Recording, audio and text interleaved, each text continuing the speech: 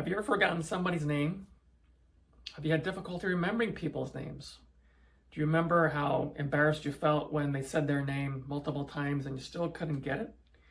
Well, today I just want to go over a few different ways of trying to retain that information so that you can remember those names and you don't feel embarrassed and you feel like you have a connection with that person.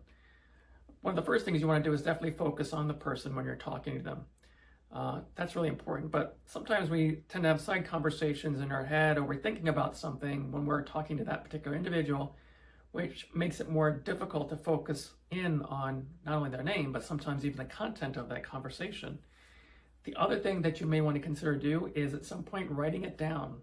Writing it down and then thinking about that person later on can help connect the pieces of information together as well.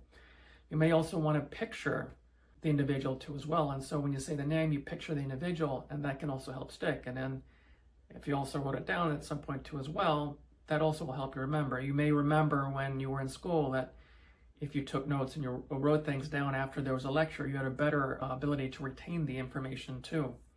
Sometimes you may want to pick out the facial features of that individual and try to think about that when it comes to the name too as well, so that they're mixed together and so that it's easier to retain that information. Sometimes you may want to associate the name with something that you can easily remember. So, for instance, you may want to associate Bob with somebody that you may already know, or a family member or whatnot, so that you can retain that information a little bit better. So these are some quick little hacks that you can do. But also another great thing that you could do while you're even there is using that individual's name in conversation, and sometimes maybe doing that a few times so that it does enter your deep memory banks too as well.